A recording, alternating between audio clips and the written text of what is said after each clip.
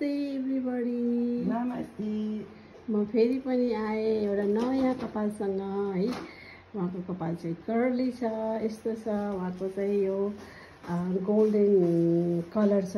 अब चाहिँ हामी यसलाई चाहिँ नि गोल्डन कलरलाई चाहिँ हामी यो हाइलाइट गर्न जाँदैछौँ। कस्तो देख्छ हेरौँ है त। उहाँ चाहिँ सोफी हुनुहुन्छ। हेलो सोफी दिदी। नमस्ते। नमस्ते। म फेरि ब्याक भयो। अब मैले चाहिँ हाम्रो सोफी दिदीको चाहिँ उहाँ चाहिँ मसँग एटलिस्ट 9-10 इयर्स जति हुन थाल्यो।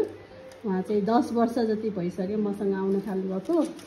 अनि उहाँको कलर हाइलाइट अहिले यतिको आइसकेछ। पहिला हामी यो नयाँ कपालमा गऱ्यौँ, अनि त्यसपछि उहाँको यो तलको फेरि पुरानो कलरमा पनि टच गर्दै हुनुहुन्छ बहिनीले। अब कस्तो देख्छ अहिले लास्टमा रिजल्ट हेरौँ है त। तल चाहिँ कलर गरेँ, माथि चाहिँ हाइलाइट छ। तलको त्यो हल्का उहाँको चाहिँ अलिकति डार्क छ, त्यसलाई चाहिँ थोरै लाइट गर्नलाई चाहिँ यो कलर गरेको। अब हेरौँ है उहाँको रिजल्ट चाहिँ उहाँले के भन्नुहुन्छ है त। What do you say? Tell me again. We go to the salon to look beautiful. This is how I look.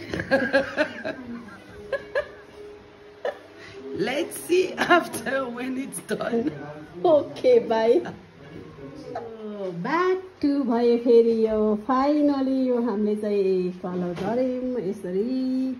यो चाहिँ उहाँको एकदमै सकिलो कर्ल हो। उहाँले सिटिङ नगर्ने भनेको हेर हामीले यो यत्तिकै छोडेछ।